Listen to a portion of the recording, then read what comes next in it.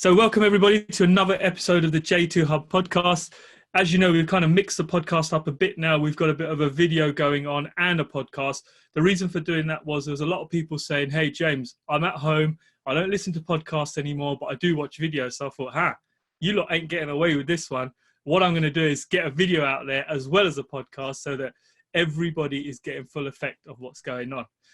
Guys, this week I'm super excited to introduce to you what I'm calling as emerging power couple. I've seen these guys around before. I've seen them on the social scene, and I think they're doing some fantastic things. It's the first time I've ever interviewed a couple together, so I'm super, super excited and looking forward to this. Like I said, they're doing some really, really nice stuff. I've been following their Instagram for a long time. Some really cool projects going on, and they seem like some really decent people. So I'm very happy to introduce Andrew and Mary to the J2 Hub podcast this morning. Welcome, guys. Thank Morning, you. James. Thanks for having us. No problems at all, guys. No problems at all. So I'm going to start off by asking you, it's a bit of an odd time at the moment. We're in isolation. How's it been treating you guys? Yeah, we're getting on all right. We like each other's company, so we're getting on okay in isolation in the house. We've still got one project that we're trying to push along on site, so we are getting out to the house, which is giving us a bit of a break from the four walls inside the flat. But yeah, we're getting on okay. Yeah, we've been limiting who works at the property, as you know, because of the restrictions and everything else, and we just want to keep everyone safe. But yeah, so far not too bad. Oh, fantastic. So you haven't killed each other yet? No, not yet. Right, guys, I'm going to flip this up. I'm going to ask you one of the questions that most people ask right at the end. So what's your end goal and vision? What does your vision board look like? What's it look like for the both of you? Where do you want to be right at the end? I'm going to start right at the end and work backwards. Well, that's a hint of our vision board. We just love to travel. We want to visit every country in the world, and that's the long-term aim, and that's what we want property to help support us to do. So that's what we're looking to get out of property. Yeah. And that's the same for both of you? Yeah, absolutely. We obviously a few years ago we quit our jobs and went traveling. And we got a taste of how amazing life could be and how different life could be, and to be able to be financially free and get back to that, we'd love to do that. When we would love to live abroad and spend our time in different cultures. Is there one particular place you want to call home, or do you just want to hop around?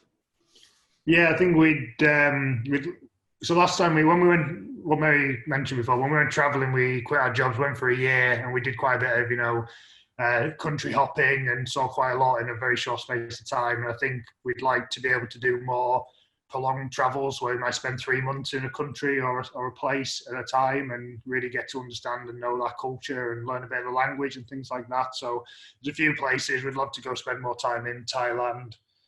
We'd love to travel through the Middle East. Yeah. Go for safari. In the Serengeti in Africa. We haven't done the continent of Africa.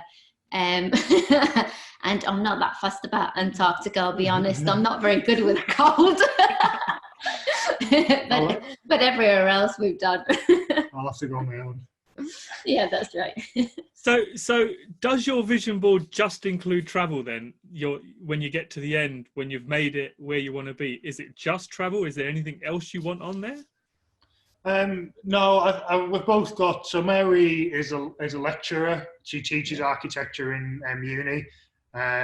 So you already have a teaching background, but that's right. I think we'd both like to go into that as well, whether that be teaching architecture, teaching people about being in property. I'm quite passionate about the whole kind of mindset and helping people understand that there's more to life than the kind of 9-to-5 working life that we're sold. So I think potentially going down that route of working with people, not really teaching them. I don't really know what you'd describe it as, but yeah, that's probably another long-term vision for the pair of us. I think more me than you, I'd be interested in getting back into painting and actually helping people through the medium of art. I know that it's so interesting. I used to paint all the time before university, and obviously at university, 7 years of university, I've done architecture, and I draw every day. But I don't free paint every day, you know. I don't actually kind of everything's so accurate and so calculated. I just like to free up a canvas and just like splash around on it. But yeah, I think a big vision for mine would be to paint again, and then be able to help other people through the medium of art. Well, it sounds awesome, just traveling and painting. Yeah, sounds awesome. Camera back out as well. Yeah, that's right. Wow. Guys, tell me, who's Andrew and Mary in business and in personal life? For people that don't know you. I hope people can figure out that. Andrew, this is Mary. Hopefully that's obvious enough. Yeah, that's right. Yeah, we're both architects by profession. That's what our background is before we came into property.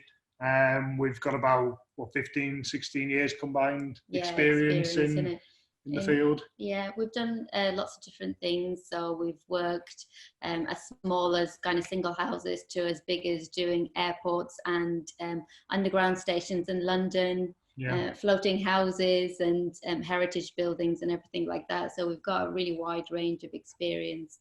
And obviously we went to, after traveling, we decided to move to Australia for a few years, and there we did lots of interesting work as well there, which was really good, really high end. We did a project for the mayor of Shanghai, who bought a building bought a plot of land in Sydney to build an apartment block on. So you were working for the mayor of Shanghai. Everything was marble and gold. It's beautiful. So yeah, that's a background of our profession. Business wise, we've now set up Elite Investor Group. We both still work. I work full time. Mary works part time lecturing. We've set up Elite Investor Group. That's the vision. That's the dream. Moving into property. We've got a couple of SA units, and we've got a couple of HMOs on the go. So yeah, it's early days, but we're making good progress. If it probably making better progress if it wasn't for COVID, but it is what it is. Everyone's in the same boat. That's right. So guys, how did you two meet? We met at university on our architecture course, as most architecture couples do. As simple as that. I thought you were going to give me this fantastic story there. There is a fantastic story.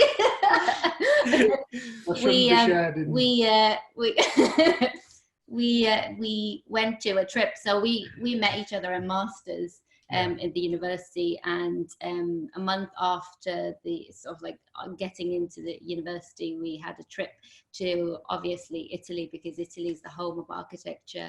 And one evening, so we were collaborating with students in Italy, and one evening we were all out in the promenade of a southern city in the Amalfi Coast, and there was a young lady, Italian lady, that was like slightly harassing Andrew, and Andrew, being as cheeky as he is, just to put her off, he came over and he proposed to me as a joke, and we weren't even together then. I can't believe you just told that story to the world.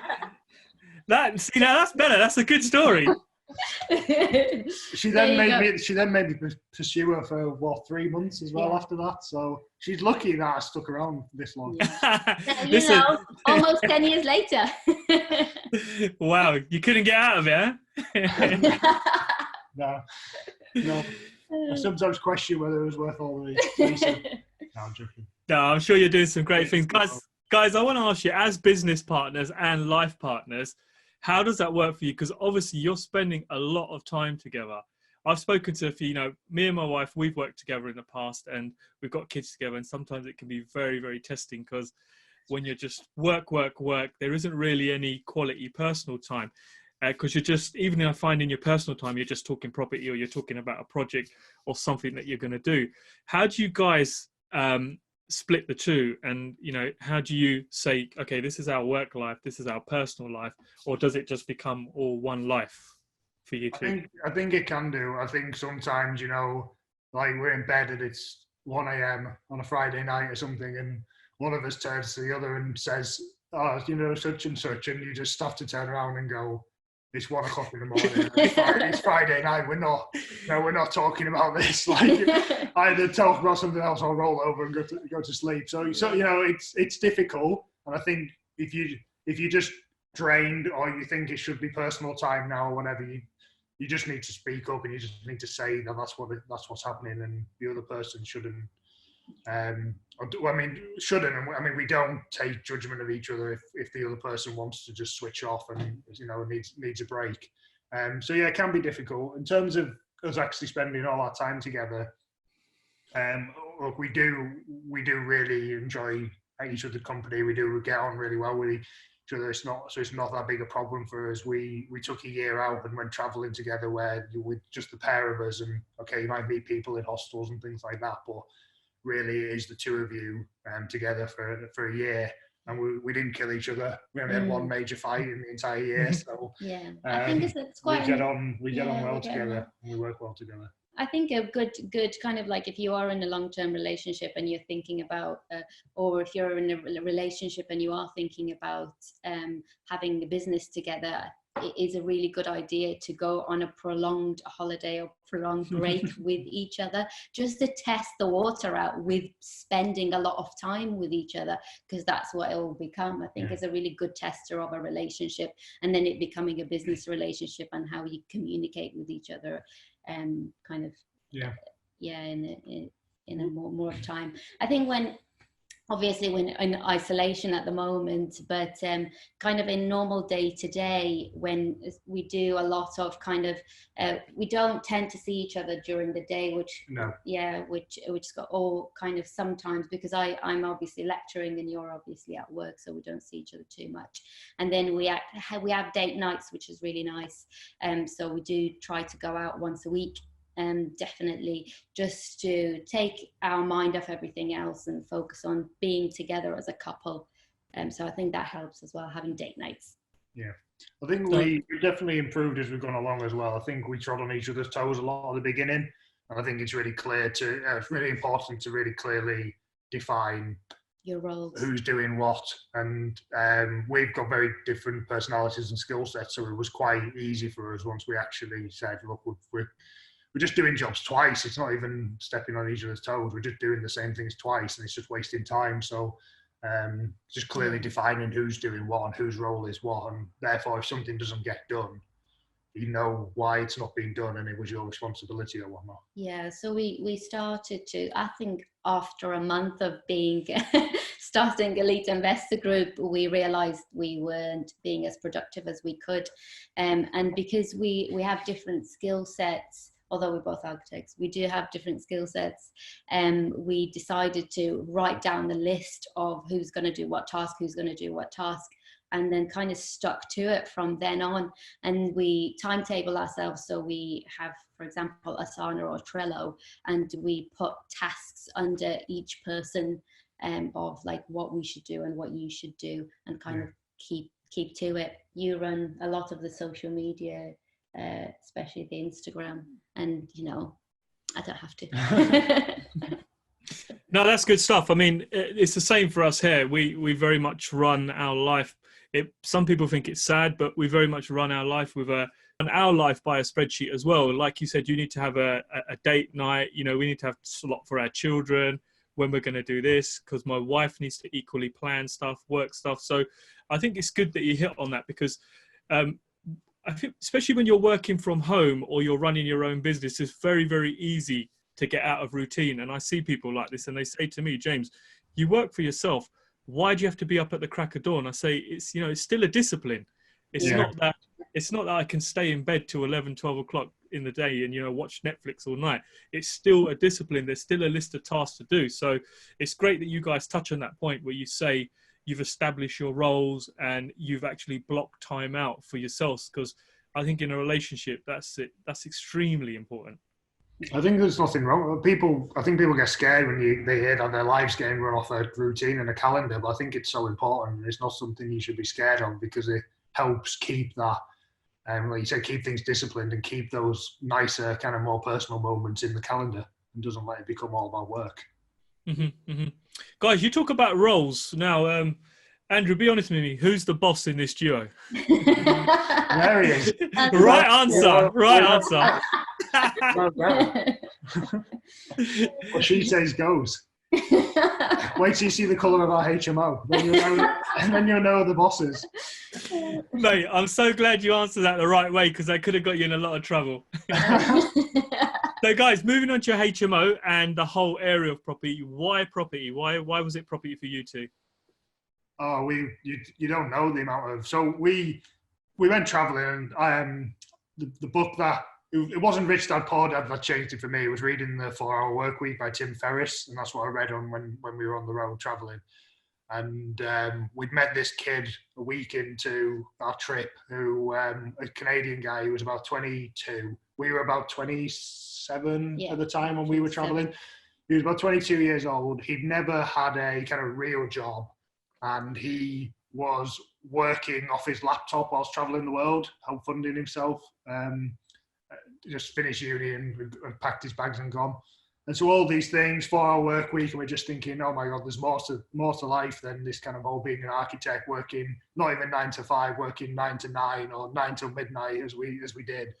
And so when we finished, we moved to Australia and we started just brainstorming, like what can we do? What can we do for passive income?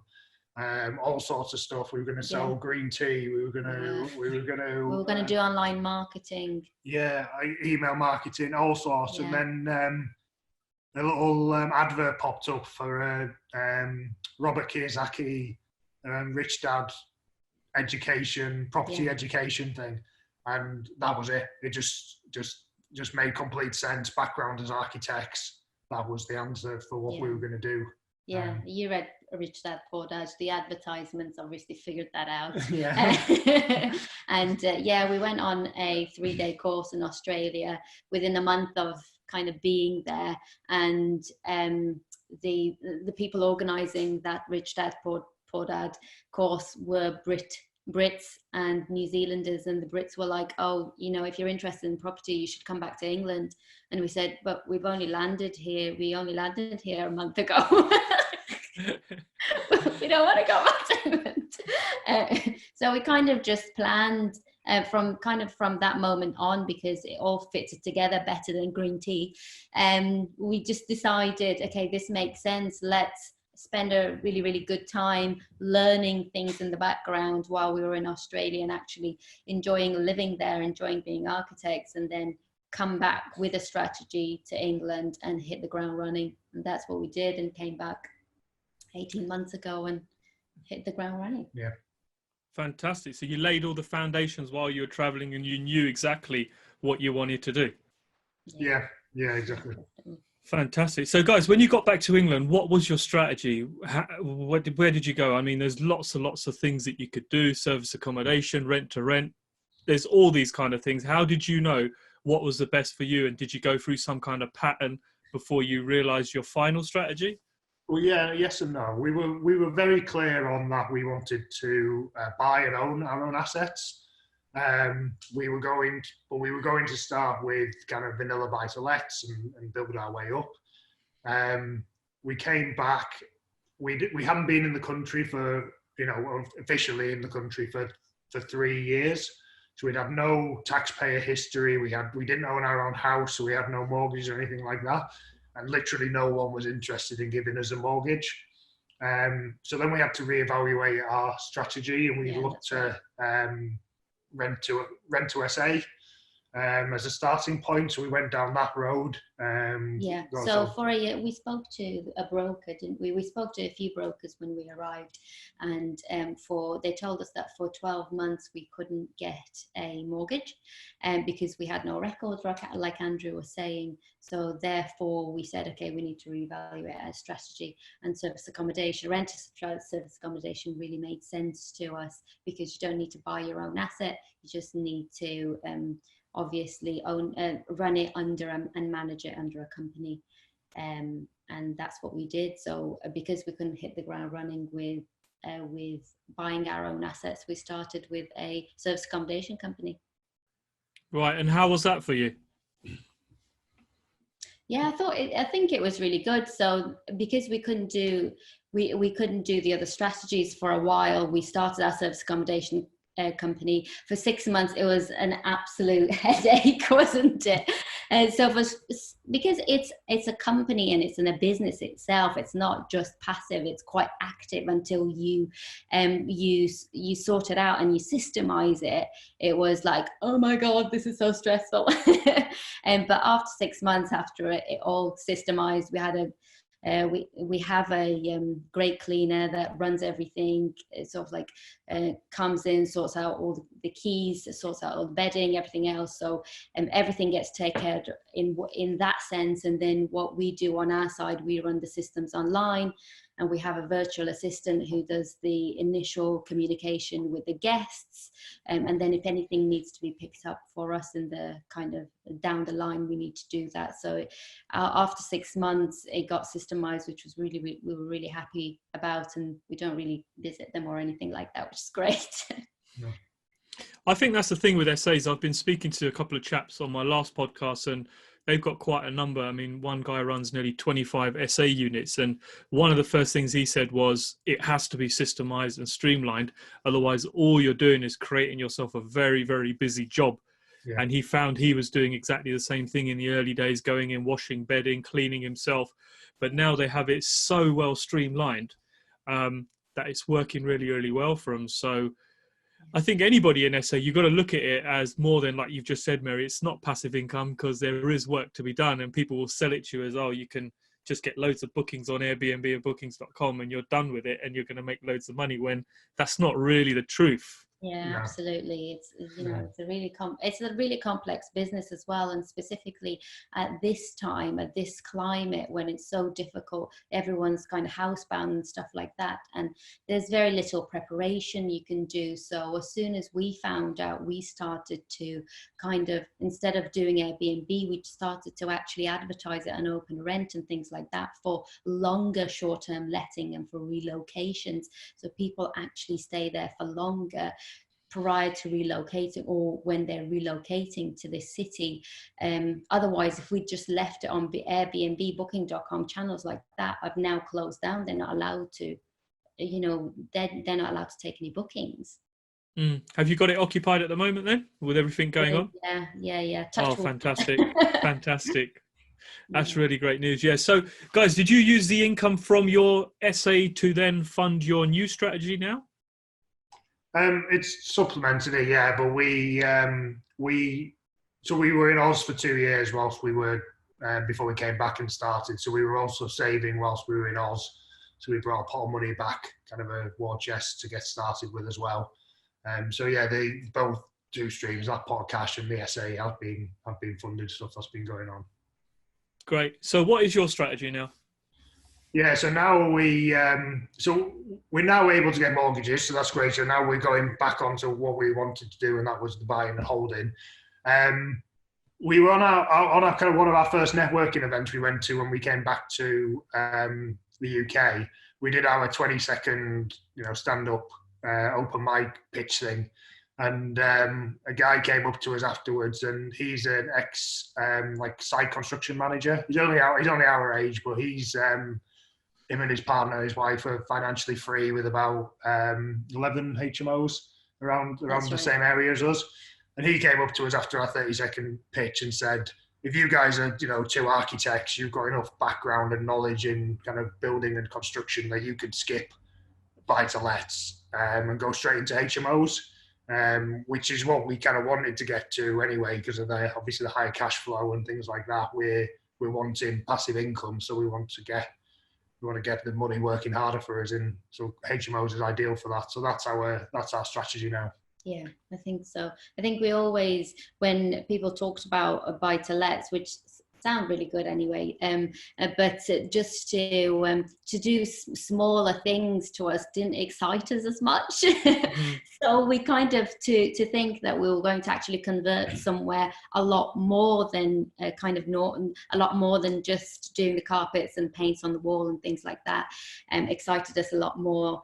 And to the way we see converting HMOs, is that we actually want to create real tangible value, real tangible floor area. So we look at kind of extending into garages and extending into loft spaces and things like that. So it's actually more surface area, more area. So when it comes to revaluation, we actually sure that this is going to get revaluated to a much better value than the original value. Because in terms of HMOs, to understand kind of what they get revaluated is a little tricky and a little different from your vanilla buy-to-lets. No, I agree with you. Yeah, I wanted to touch on the point where the guy at the networking event said to you lot, just skip buy-to-let and go straight onto HMO because you guys have got the skill. I just wanted to say, a couple of weeks ago, I think, or a week ago, you did that video on Instagram with the iPad where you were drawing over the rooms, and I thought that was really, really informative, and it was an excellent video, and I was there locked on watching it, and I'm almost certain most of the people that watched that were probably like, "Whoa, this is some good stuff," and that was really just a testament to your skills there. What kind of feedback did you get off of that video? Yeah, that was really one good. of the ones, that one, and then I also did a video where a bit more kind of practical workshop video like that, where I was going through ROI and yields, and those two videos both, the feedback was kind of off the chain really. Lots of people saying that was great, like, and do more of that, and like you said, really informative. Someone even said, I had a call with a guy a couple of weeks ago now, and he was saying that. He was saying to me, he's like, you give out way more detailed content than most people I see on Instagram and Facebook and stuff. And so I was thinking maybe I need to start dialing it back a bit. Maybe I need to like rate it in. Maybe I'm giving away too many secrets. But that was really nice to kind of hear that on the phone. But yeah, we got amazing. We had a lot of amazing feedback over the last couple of months with our daily videos. In general, I think we love just like sharing information with people. What we really appreciate it when we are novices, and I'm not saying we're still not novices, but when we were novices and we didn't know as much, we loved looking at kind of Instagram and Facebook and different property groups and things like that, and just absorbing all that information, and really appreciated everyone who put information out there. So just to be able to do that back, I think it's really good. And why not? Because for us, it's just like second nature. Yeah, I do. I think you're doing a fantastic job at that, by the way. Mary, you said something about that you just did not want to look at the paint your walls, change the carpets. You wanted to look at bigger projects, stuff that really excites you. That's very similar to what I did. When I started my strategy, I was the same. I didn't want to do a buy-to-let. I didn't want to do a renovation.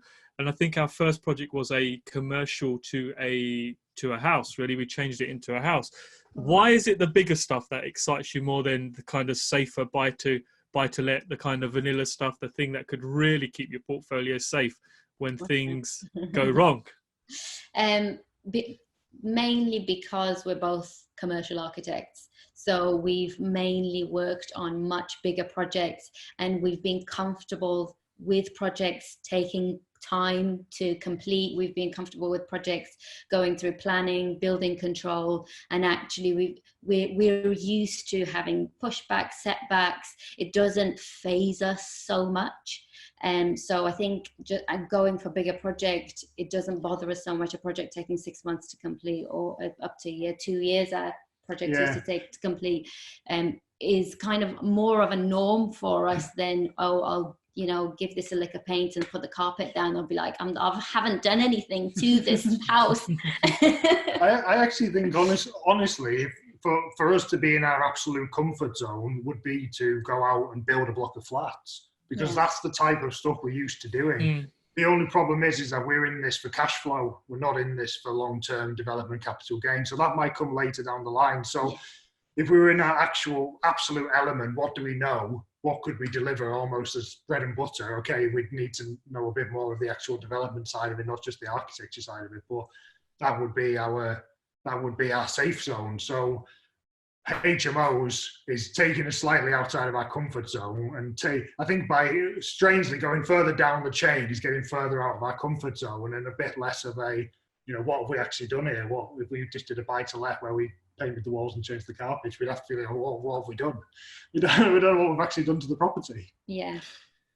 I think if you guys are commercial architects, surely HMOs are probably a bit of a walk in the park for you. You know, if you're used to dealing with such massive blocks, you're probably looking at these tiny floor plans going, I could just do that in my sleep. Yeah, it is. They come with their own challenges, Yeah. because There's a lot of rules and regulations around HMOs. I think that was the biggest Yeah. thing for us as well, wasn't it? Yeah, there's the actual on-site that we're comfortable with that. 9 out of 10 things that a builder says to us, we have some understanding of it, and we can input on it and have our opinion on it. Obviously, houses are built very differently to commercial tower blocks, so there's a slightly different thing there. But you're right, it is in terms of the architecture, design, and everything. It's just a small-scale commercial building. It's ideal for what we want to do. I wanted to touch on HMOs. I recently finished a HMO myself. I don't know if you saw this. I posted this, Andrew, where I had a bit of an issue with one of the ensuite bathrooms where the gap between the toilet pan and the wall was questionable. Now, the whole house was passed, and it's this one minor thing that's overlooked. Now, granted, it was a small gap. I'm not going to lie. It was a very tight gap. And the HMO's building regs have signed it all off, saying it's all absolutely fine. HMO inspectors come along and he's saying, James, we've got a problem here. And obviously, we couldn't move the toilet anywhere else because it was such a small space. He's talking about pulling the wall out, doing this. And I'm thinking, man, I've got tenants moving in next week. What do I do? In the end, we were able to overcome the problem by finding a slightly smaller depth toilet. But, you know, with HMO en suites, you're already using quite a compact toilet as it is. That's right. And to find a smaller toilet, I couldn't believe it. It was like £300 or £400 just to find something that was 580 mil. But it got me across the line, and it got the line ticked. So brings me back to my point where you guys say there's so many regulations that you need to meet, or you've got to be pretty sharp and make sure you're doing things correctly. Did that phase you at all with HMOs? It's not phased us, but what is incredibly frustrating in our area is that the guidance is very grey, and I think they've probably done that on purpose so that they can wiggle themselves out of situations. But you know, we've over-egged quite a few things in our HMO because we would rather it be overdone than them turn around and tell us it's not sufficient and making us change it. So yeah, I don't think it's phased as just. And if you try and ring our HMO officers, you know, the HMO officers in our areas, they're trying to shut you down before you've even bought the house. Like they're absolute nightmares. So they're not helpful at all. I think that's the only thing that kind of phased us, wasn't it? Or the main thing that phased us was the fact that the information that we're used to seeing is very clear cut. So we know how to work with it, like normal building regs, planning issues and things like that. Fire issues are very clear cut, whereas with HMO it's very grey. Whereas one HMO has passed their license by doing one type of thing, and the other one has done something completely different with their fire, like having break glass, this, that, and the other, and you think, okay, it's the same product. Why is it so different? And from officer to officer as well, we've heard stories from that. People we know they've got two HMOs on the same street, and a different officer came to the second one and told them they had to make all the sinks bigger and put towel rails in all the en suites. And the one obviously they didn't say this, but the one three doors down the road has the same sinks and doesn't have towel rails. But it's just who's come in and what mood they're in. You're completely in the hands of the gods. Yeah, I think I agree with you. I've got some first-hand experience in that. My HMO here in London, it's still pending a license 2.5 years later, and they're telling me it's in the waiting list, but I can carry on functioning. And you think, what? 2.5 years later, and you still haven't got round to it.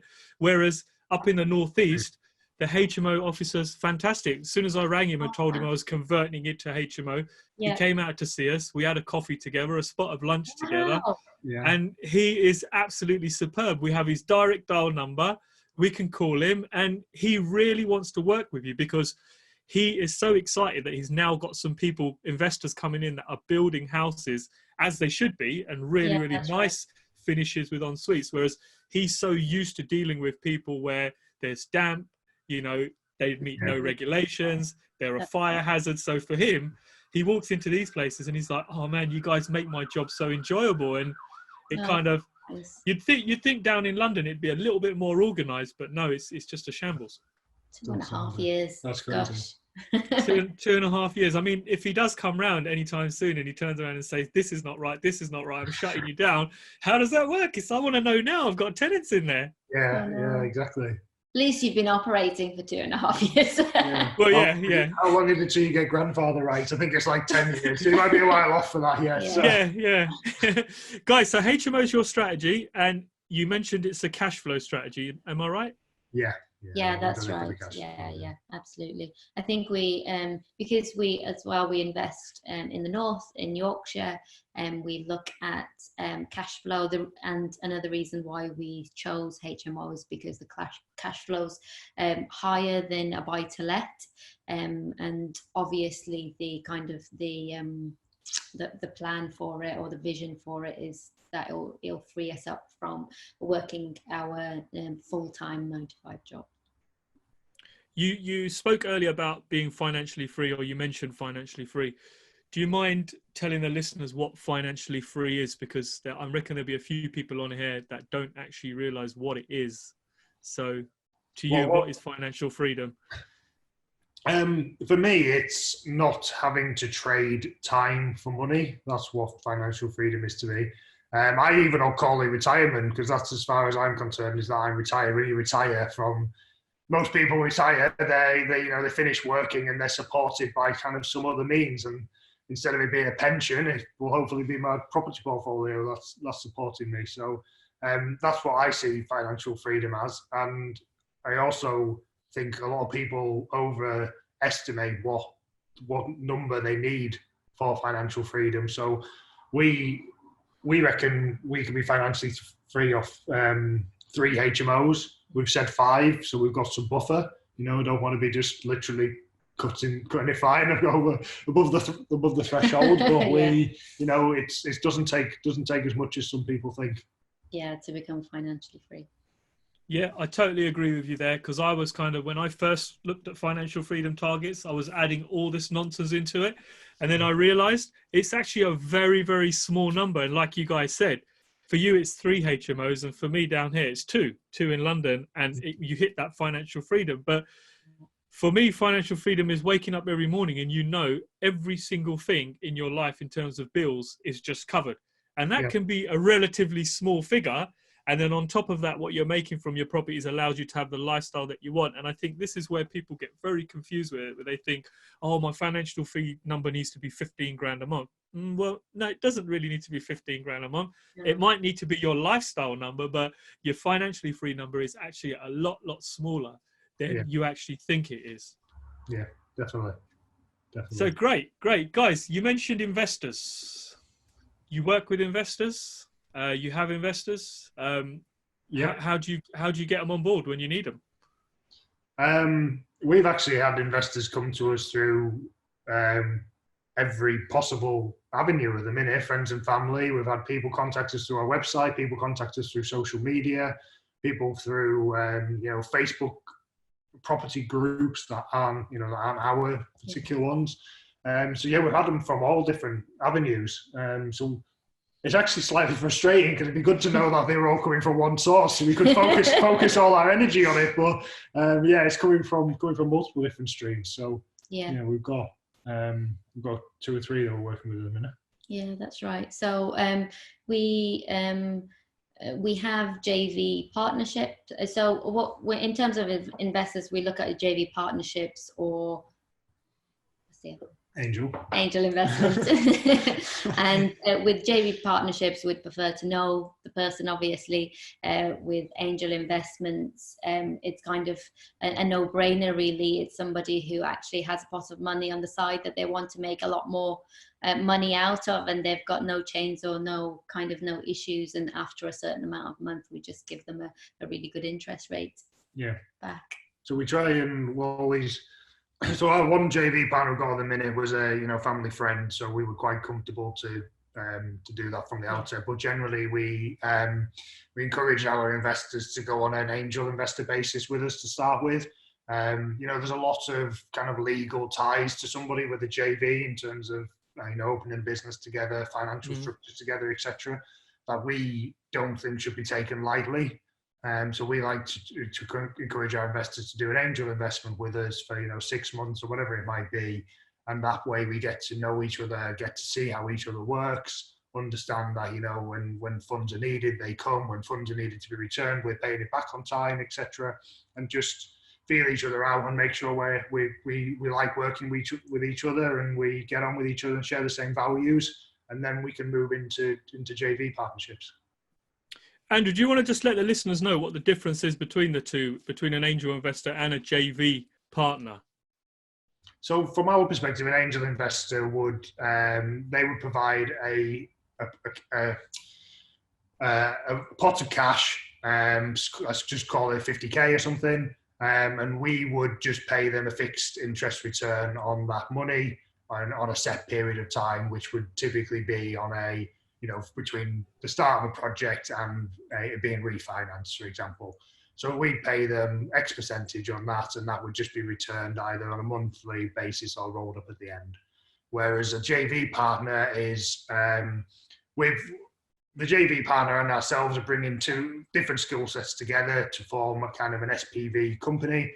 That's typically the JV partners bringing the funds and we're bringing all the time and management skills. And then what we would generally do is split all profits then going forward 50-50 between ourselves and the JV partner. Oh, fantastic. You explained that really, really well. I always explain it as a girlfriend and a wife. Oh, I like that. I'm going to use that one next time. Yeah. So guys, I want to talk to you about training, courses and mentors. Okay. What's your opinions on them? I absolutely love training. I love mentors. I love courses as well. Some of them are quite bogus, but what are your opinions on courses, training and mentors? And do you have any mentors? Yeah, we have. We've done many training courses, haven't we? Yeah. And we have mentors as well. I think to start off with, we did a 3-day training course just to get us to get find out what property investment's like. We thought that was really, really useful. So just doing kind of a intensive 3-day or 2-day course to get to know what property is all about is really good. Like a beginner's thing. Yeah. Basically from having no idea to, oh, okay, yeah, I could go buy a property, might not do it well, but actually just understanding the basics, what it involves. Yeah, and what BRR is, how to calculate things, etc. We found that to be really, really interesting and really good. And then going after that, I think doing specific courses of what field you want to get into, what strategy you get into is really good. So for example, then from that we went on to do a service accommodation. So when we came back, like we said, from Australia to England and we wanted to get into rent to rent, we did service accommodation course just so we knew how to open the business up and how to run it smoothly. And that again was a 2-day intensive course. I think they're really good. I think a lot of courses or a lot of these companies try to encourage you to do a 12-month mentorship or a 6-month mentorship and sell you loads and loads of courses, but actually why you actually need to understand your area and your strategy before you want to apply your money and spend your money in all these courses, because you can end up doing every course and then thinking, actually I wasn't interested in any of these, and then you're out of pocket by, I don't know, 10k, 15k, 25k without actually wanting these because they've convinced you that this is a really good idea. And so specific ones were really good for us. And then again, when we knew we wanted to do HMO, we got HMO mentors, which have really helped us kind of, because they know they're in it, they can help us. We basically got our mentor on we need to ask you loads of questions basis, and can you help us? And we want someone to be there when we're tripping over a hurdle. That's what we want. We don't want someone who's going to sit us down for 2 days and give us a script. We in architecture, it's all very staged. You do like a part 1, and then you do a year in industry, and then a part 2, and then you do your final chartership at the end. There's all these kind of like different parts, and you always have someone who's in the next kind of bracket above you that's kind of helping you and pulling you up the ladder as a mentor. So we really understood the value of mentors, and the same thing when we were moving up the ladder, we would have someone kind of come underneath us that we would be mentoring as well. So we really understood that, really understood the value of it, and really do see the benefit of having mentors. But I think Mary is spot on that you need to make sure that, or in our opinion, you need to make sure that you're getting a mentor that is specific to what strategy you're doing and what you need and want from a mentor, and to just be wary of not going and signing up to a 12-month mentoring program with a company that it's very broad and vague, and you're not really sure what you're kind of getting from it.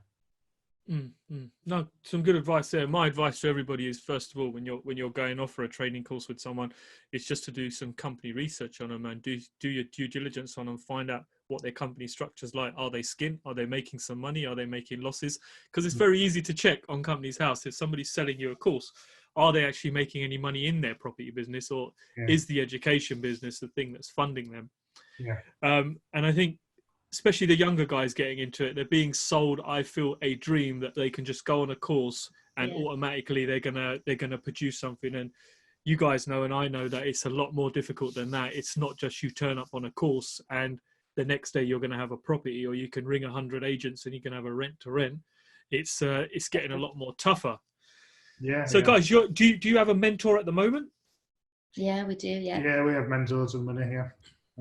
Like Mary said, HMO specific mentors we work with.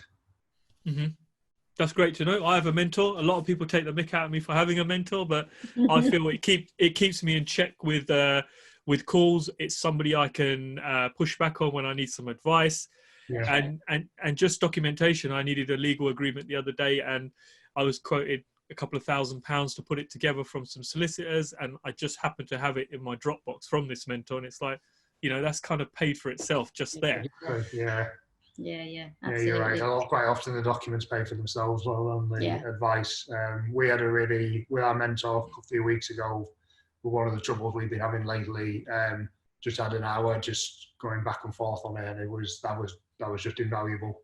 Someone with the knowledge that they had, just working through everything with us, which was valuable. It's like this little person that sits on your left-hand shoulder who's just looking out for you, and you can just call upon whenever you need them. Guys, COVID-19, how's it affecting you, and how's it affecting your current project, and has it affected you? It has. It's affected us in multiple ways. So I've been placed on furlough of my day job. I'm actually quite happy about the whole situation. I'm getting to, we're fine. It's okay from a financial perspective for us. I'm getting to. Tim Ferriss talks a lot about mini retirements, and I'm getting to try out full-time property for 3 months. So it's great. I'm getting a little taste of what it's going to be like, and already seeing some of the hurdles that we might have to cover when we do eventually get out of the day job.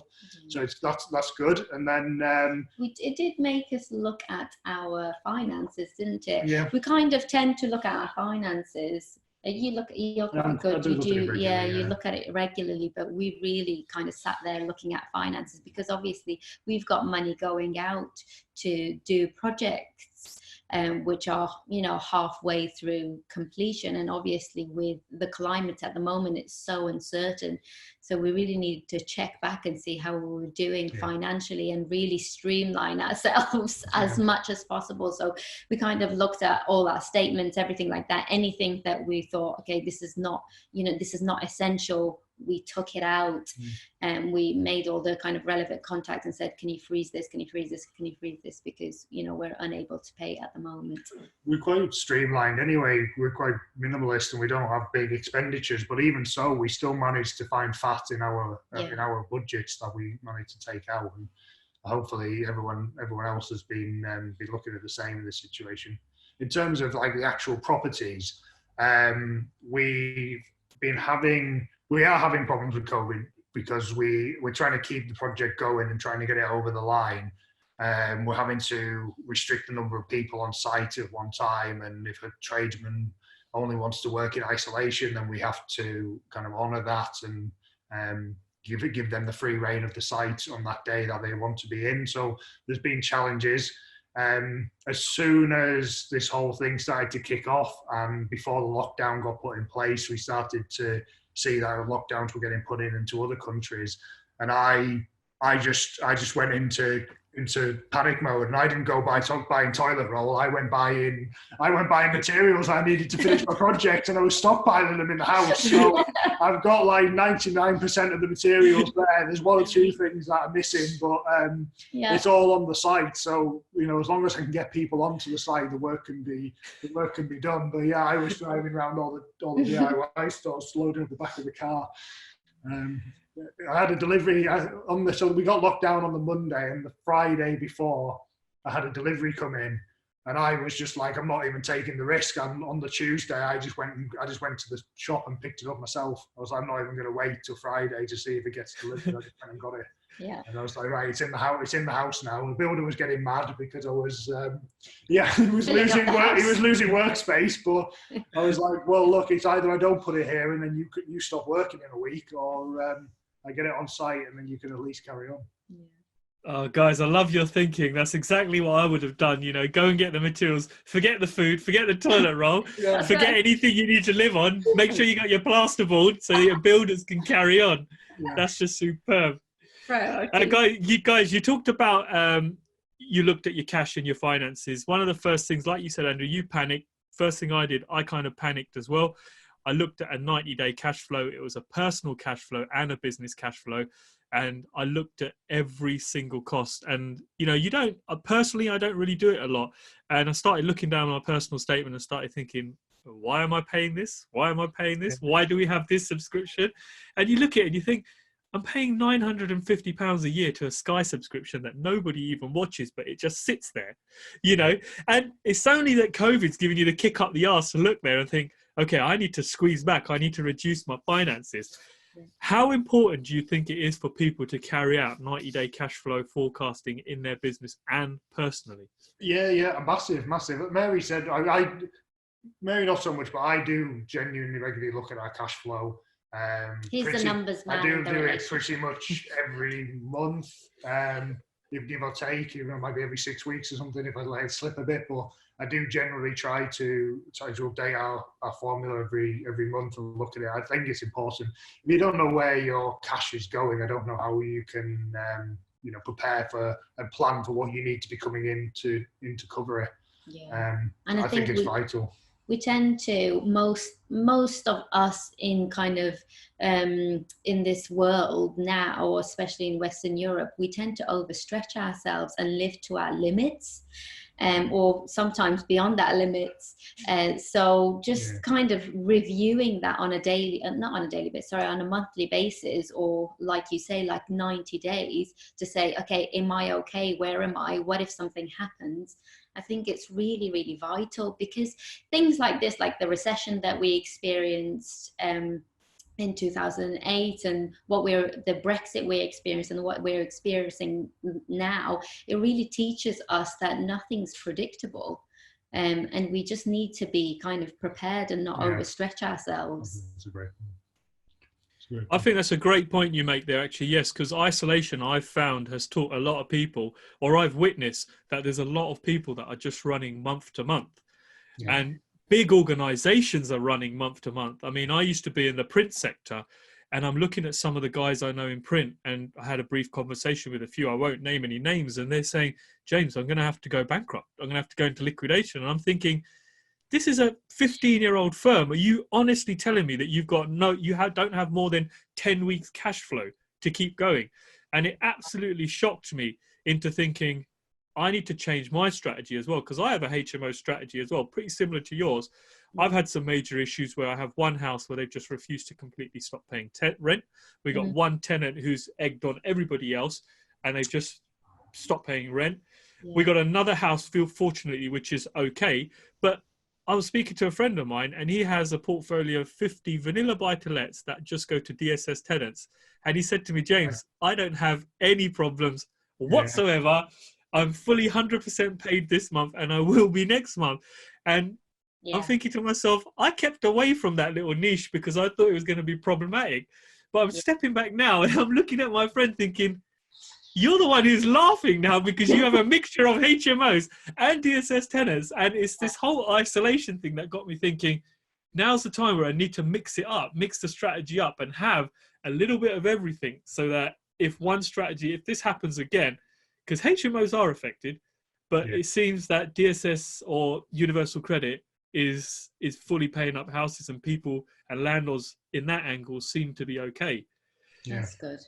Yeah. Are you guys going to be looking to change your strategy in any way or preparing for something like this in the future if it does ever happen again? I think we strongly believe on focusing on one strategy at the moment, which is the HMOs, and that will be focused on until we hit that financial freedom figure. But then definitely after that, we would like to diversify a bit, supplemented with vanilla buy-to-lets, because of exactly what you've said. They are more of that kind of bedrock, stable income, kind of more of that let and forget, so to speak. And then moving the other way as well into commercial conversions and things like that. We definitely want to mix things up a bit. I think just to touch on what you've mentioned as well, and for anyone who might be listening, who might be newer to property, it's good to focus for a period of time on one thing at a time, because when you put your full focus in something, you do it properly, you do it well. If you try to focus on lots of different things, I think you can kind of lose momentum and lose focus on a certain thing. But I think kind of give yourself time for different strategies. But absolutely what you're saying, James, is you should diversify. So as soon as you know you've got, for example, a number of HMOs that you're happy about, you should diversify and move into a different one. For example, when we did for the first 12 months, we couldn't buy houses. So we started with service accommodation, and then we were comfortable with that. We moved on to doing HMO. So it wasn't that long amount of time that we got used to one thing and then move on to another. But then we did and diversified already. No, that's a fantastic bit of advice. Yeah, I think a lot of clear focus and understanding your strategy and understanding one market and mastering it before you move onto something else and explore that, because it's very easy to kind of just do a little bit of this, little bit of this, little bit of this, and before you know it, you're not actually doing anything. You've got your toes dipped in every single thing. Yeah. Some great advice there. Guys, I'm going to finish it off. I want to ask you one question which throws a lot of people. No. I don't know. I don't know why. Guys, what's one vice you could not live without? One vice? Oh, God. One thing you must do that you just cannot live without. Isolation. Depending on how long isolation's going on, if I don't get to go on holiday, I'm gonna cry. I mean, for trouble. We turn this slightly against. Turn the question slightly. We're big believers in kind of balance in life. Like, yeah, okay, we're doing all this property stuff because we want the financial freedom, and we are making sacrifices in order to hopefully build a better future for ourselves. But we also believe that you still need to be enjoying yourself whilst you're doing that. And so traveling, we literally, before we went traveling, we wouldn't take a day off work unless we were going on holiday somewhere, and all our money went into going abroad and going to visit places. And even though we've been buying properties last year, we still managed to go to 8 countries, and 6 of which were new. That was in 2019. So we've only been to one trip this year, and now I think we're going to end up having two trips cancelled as a result of COVID. So I'm going to be like scratching the walls by the end of it. Travel is my vice, I think. Yeah, and then tea is mine. I love tea. So you guys are having serious withdrawal symptoms at the moment because you can't travel. Serious withdrawal symptoms, yeah. Yeah. Wow. Guys, I'm going to finish it off by asking you, where can people connect with you? Because you're obviously doing some fantastic stuff. You're putting some really, really great content out there, and that's coming from me who watches your content and follows you. How can people connect with you? Can they reach out to you, ask you questions, etc., etc.? Yeah, by all means, anybody can reach out to us and ask us anything. We're always happy to help anybody and hear from anybody in the industry. Obviously, during this whole lockdown period as well, if anyone wants to have a Zoom call with us, just reach out and give us a shout. Yeah. Main platform is Instagram, so at Elite Investor Group. And you can go visit our website, contact us through there. Yeah, Facebook as well. eliteinvestorgroup.com, and Facebook, the same, Elite Investor Group at facebook.com. Most social media platforms, you can just kind of find us. Our logo is a teal color. So if you see the teal, Elite Investor Group. No, that's fantastic, guys. Andrew, I always see you at the PPN Network event. I'm sure I will see you again. And once this is all over, it'd be great to catch up and, maybe have a couple of beers together and look back at this whole COVID thing and just think, what the hell was that stupid virus all about, and have a great laugh about it. Yeah. But guys, it's been fantastic having you on the podcast and the video cast. And thank you very much, firstly, for delivering so much value.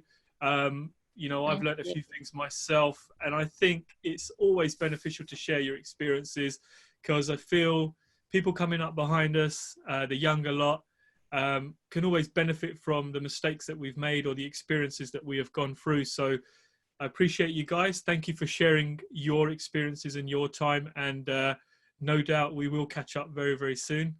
Thanks for being on the J2 Hub podcast. Thank you for having us. Thank you, James. No problems at all.